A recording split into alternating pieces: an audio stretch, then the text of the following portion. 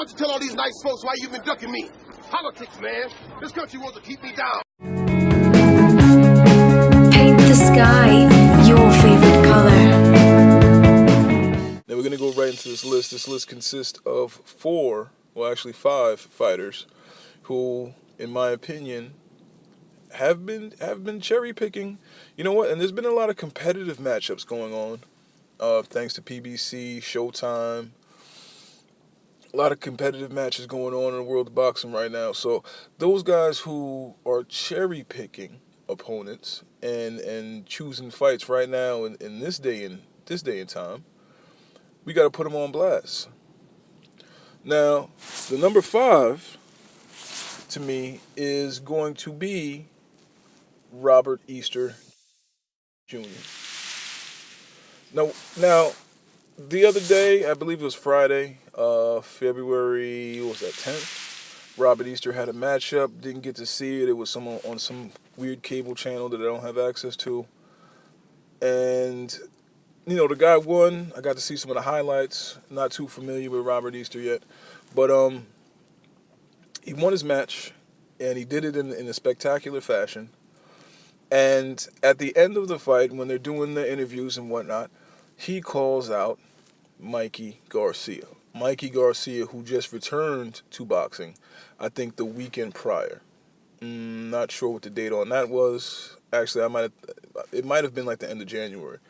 But Mikey Garcia had a great fight against an unknown opponent. He takes him out in about 4 rounds. Robert Easter has an opponent in front of him, takes him out. Now he's calling out Mikey. Mikey's been away from the game for a very long time. And we need to wait for him to get acclimated. I mean, I'm looking forward to Mikey Garcia having some big fights.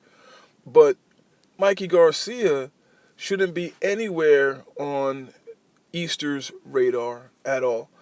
I'm not even sure where Mikey's ranked. I think on Boxing Rec he might have been like number 10 or number 11 or something like that.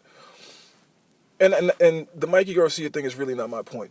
My point is this. At 140 pounds, or is that lightweight? I'm not even sure right now off the top of my head because I don't have my notes in front of me.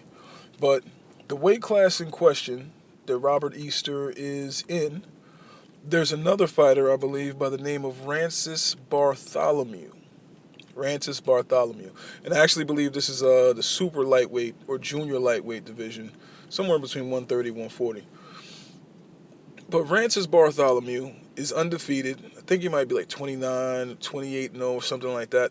He's a Cuban, which means he's well schooled, and he's shown me a lot of versatility out there. Sometimes Rancis kind of looks kind of awkward, but he's still the man of his division. Now, before you start calling out a guy who just returned because he got a name because you want to make some money, I need you to solidify your spot at the top of the division, which means you should have been calling out Rancis Bartholomew, the guy who's ranked either one notch above you or one notch below you, depending on whose list you check. But that was the guy that you should have called out. You calling out Mikey Garcia because he got a name and he wants to make some money, that's great. But right now, because he's been inactive for so long, you can't look at him fighting some unknown guy that gets knocked out and say, okay, we know what, that's a challenge that I want to take. You're actually calling out Mikey Garcia, in my opinion, because he's been out the game for so long. Maybe you saw some flaws. Maybe you saw like him getting a little rusty. But for whatever the reason, you did not call out the other guy who's ranked top of your division. So that's my number 5 cherry pick. Number 4 actually goes to 2 different fighters, and these guys just had a big rematch, and it's actually Carl Frampton and De La Cruz. Both of these gentlemen avoided Rigondeaux. Carl Frampton avoided Rigondeaux as his mandatory by moving up to fight De La Cruz. And De La Cruz, I actually believe, did the same thing maybe about 1.5 years, 2 years ago. So how much credit can I really give you for not taking on the man in your division? I mean, win or lose, Rigondeaux is a hell of a fighter. And I don't see how these two are getting so much credit for beating up on each other when they both avoided the Mayweather of the low divisions, which is Guillermo Rigondeaux. Both ducked him, both avoided him, and now we're giving these guys all types of accolades. They're looking for a trilogy matchup going down in the UK. Rigondeaux was frozen out because these fighters are afraid of what Rigondeaux will do to their career. And in all honesty, in my opinion, I feel like a loss to Rigondeaux is like a loss to Floyd Mayweather, a loss to Pacquiao. It doesn't really count. These guys are that good. Nobody's going to beat them anyway. So you're not getting any credit from me, my point is, by fighting each other and avoiding the challenges in your weight division. Number 3 is going to have to go to Vladimir Klitschko. Vladimir Klitschko, who decided to take on Anthony Joshua. And Anthony Joshua looks impressive. His physical size, and if you've been keeping up with his fights, I mean, he looks impressive. But the kid has had less than 20 fights. And in these 20 fights, they've all been low competition. Low competition. But meanwhile, you got a guy in your division that you bypassed already to fight a guy, Tyson Fury, who was 25-0. Now you want to fight Joshua, who's 18-0, when Deontay Wilder's sitting around at 37-0. And mind you, Klitschko has had, 64 fights? 4 losses? Like almost 70 fights you've had. And you take the 2 guys on who have less than 30 wins. And nobody calls him out for cherry picking or avoiding Wilder or nothing like that. Nobody says anything. They're building this as a competitive, viable fight, which it is. It's going to be a competitive matchup. I'm not saying that. But the only thing when we check the paperwork that really makes Anthony Joshua credible is the fact that he's a gold medal winner in the Olympics for the UK. Taking a look at his professional record is like, bro, what are you doing here? This kid got less than 20 fights, man. You are on your way to being a Hall of Famer. A Hall of Famer. And this is what you pull. Doesn't make any sense to me.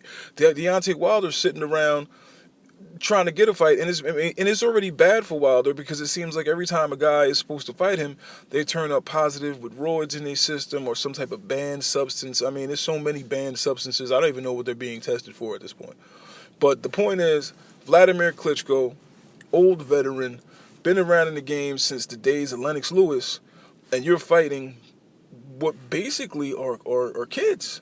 I mean, if you're looking at records, like basically they're not even experienced enough to get in the ring with you. And that's why I'm accusing Vladimir Klitschko of being a cherry picker. Because you're trying to get these kids, because they're kids, they're not even past 25. You're trying to get these kids with low experience into a big match because you think you can win. That's a cherry pick. When meanwhile, Deontay Wilder, you sparred with him like 3-4 years back. Ain't been no talk about no Wilder fight. And I don't think that's a fight that Klitschko even wants. Moving on. We got a guy who's going to go for the number 1 and the number 2 spot. No, actually, you know what? Let me scratch that. There is a number 2. There is a number 2. Let me back up real quick because I almost forgot to bring this one up. Saul Canelo Alvarez. Cherry picker, number 2 on the list. Why is he a cherry picker? I mean, that's pretty obvious to all of the hardcore boxing fans.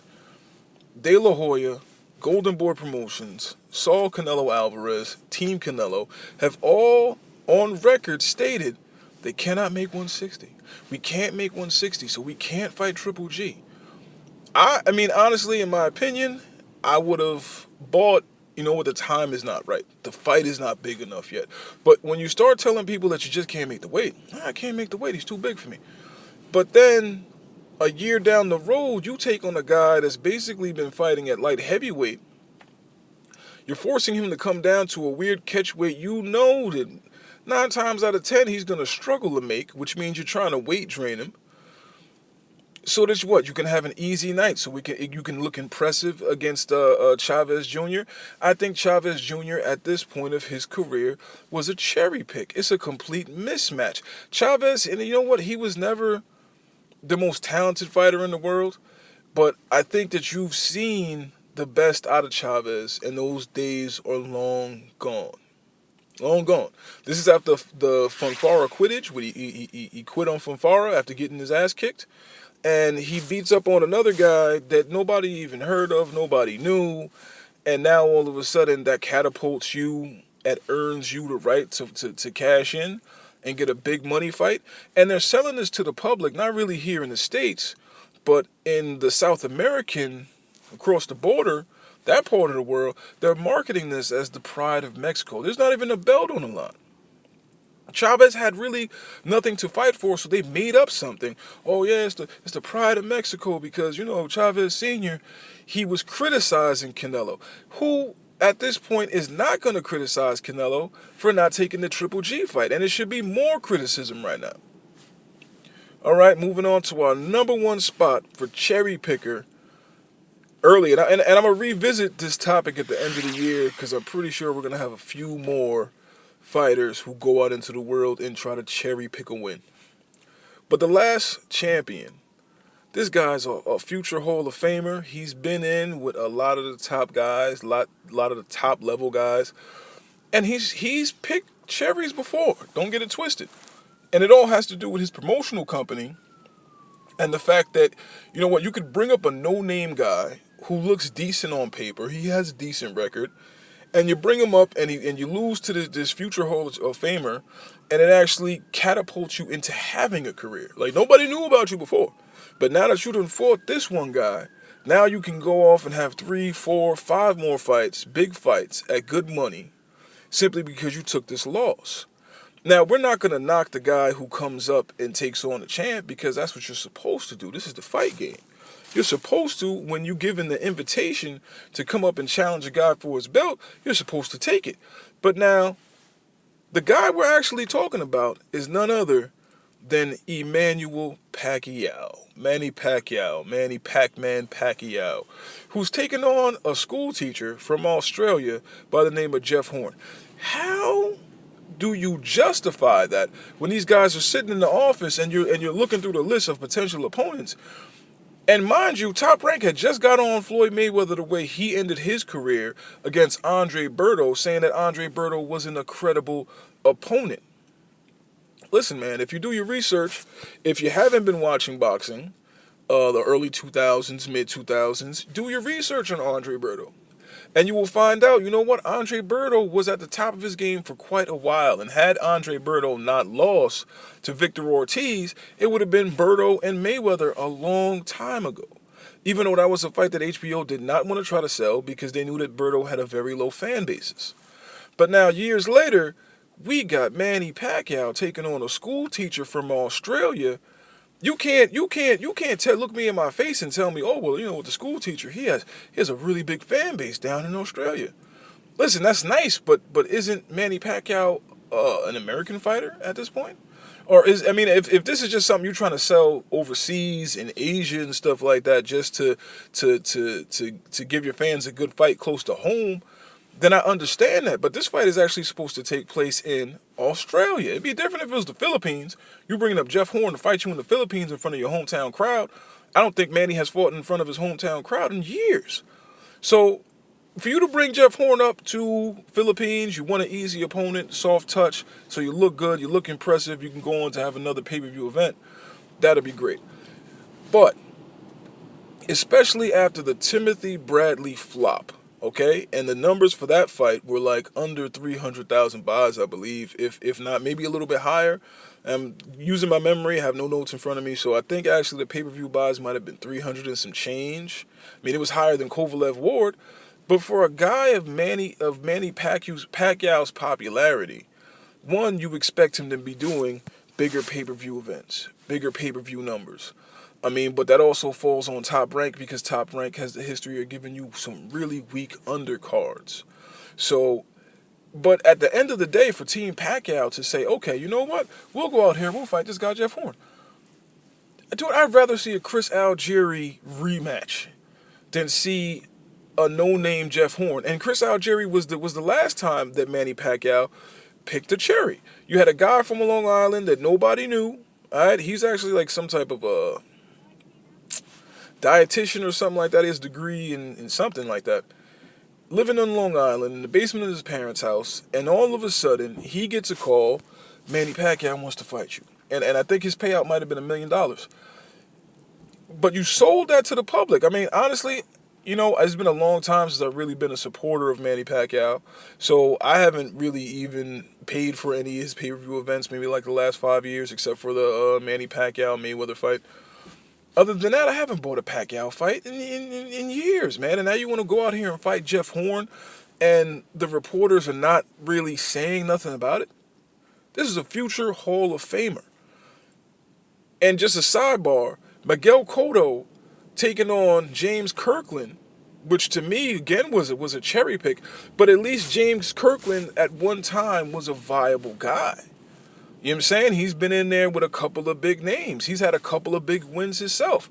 So it's not like we could compare James Kirkland to unknown school teacher from Australia, Jeff Horn. So Manny Pacquiao right now, the beginning of 2017, matter of fact, 2017, right now, Manny Pacquiao is the top cherry picker of this year. All right, folks, it's the Mighty Mean Joe Frazier. We're going to be revisiting this topic in the summer and finally before the end of the year, before we leave 2017, so we can really start holding these promotional companies, because I really don't think that it's the fighters. I think it's the promotional companies. We're going to start to hold these promotional companies responsible for selling us weak fights. I'm personally not paying for low competitive fights. If you want to put that on free TV, great, I'll watch it. I got subscriptions to HBO and Showtime. You want to throw it up on there? Great, I'll watch it. But the minute that you start talking about $40, $50, $60 to watch a guy get beat up in there that I know you're going to beat, I'm not doing that. I'm not doing that. You know what I'm saying? That was like when Shane Mosley took on Ricardo Mayorga after both these guys' careers were completely washed up. And I think they slapped that on pay-per-view for like $29.99. And I still wasn't paying that. And Shane Mosley's a future Hall of Famer. Ricardo Mayorga was a great fighter in his day. I'm not going to say that he's up there with Shane Mosley. But, I mean, it was a fight that Shane was going to win easily because Ricardo Mayorga had been inactive for like 20 years, man. This is like when Tito Trinidad came out of retirement to fight Roy Jones because Roy Jones was scared of taking another loss. So he reaches deep in the bucket to pull out an old, washed-up Tito Trinidad in like his 40s who wasn't even in shape to have a fight. And they throw that on pay-per-view, another event that I did not buy. All right, folks. The Mighty Mean Joe Frazier.